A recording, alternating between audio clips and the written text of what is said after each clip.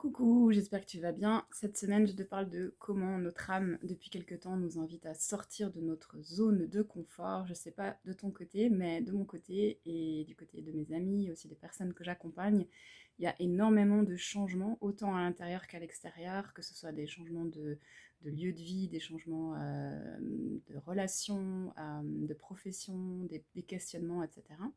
Et ce qui est intéressant, c'est quand on se laisse porter par ce que notre âme nous amène, on est vraiment challengé. Et c'est ce qui m'est arrivé la semaine dernière. Donc, je voulais te raconter un petit peu. Je suis partie faire une retraite en nature. D'ailleurs, je remercie Salma qui a géré mon compte Instagram complètement la semaine dernière. Grâce à elle, j'ai pu vraiment tout éteindre et me déconnecter complètement pour me reconnecter profondément à moi-même et à la nature.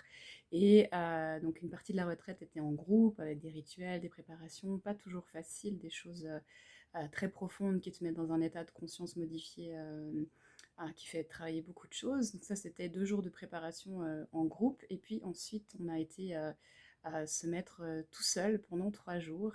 Donc c'est une quête de vision en chamanisme.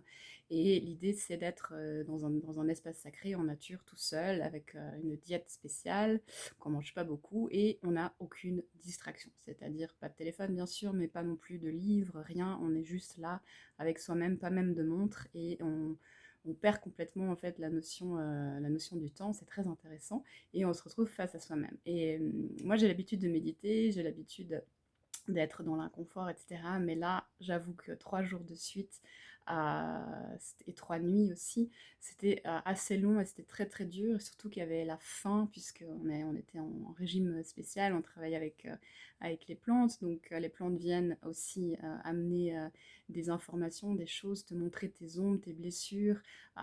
Et ça a été vraiment compliqué pour moi de gérer tout ça. C'était un gros, gros challenge. Je pense que si j'avais su que ça allait être aussi difficile, ben, j'avoue que je ne l'aurais pas fait. J'ai une relation un petit peu compliquée avec la nourriture. C'est, je pense, un de mes points de vulnérabilité où souvent, ben, la nourriture, pour moi, ça peut être une distraction, une occupation, une fuite, voire un réconfort. Et cette année, j'ai commencé à travailler un peu plus là-dessus, même si j'avais déjà conscientisé ça. J'ai fait un jeûne en avril en me disant ça va être très compliqué, etc. Mais dans l'environnement où je l'ai fait avec tout le confort, toute la préparation, c'est passé comme une lettre à la poste.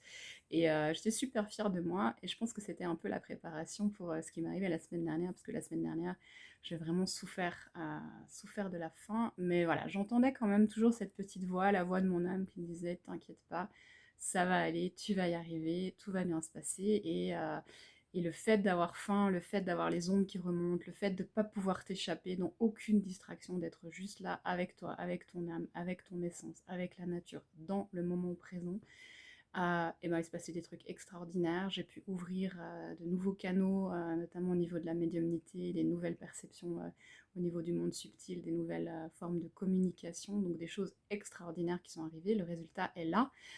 Et j'avoue que cette retraite, elle est arrivée vers moi. Je savais pas trop, puis je me suis dit, ben écoute, elle est là, alors allons-y. Mais il y avait quand même une résistance, parce que voilà, je suis en train de déménager, donc c'est pas évident quand on est dans l'agitation des cartons de se dire je m'arrête une semaine et puis je m'autorise quand même cette pause. Mais voilà, je voulais m'offrir ce cadeau.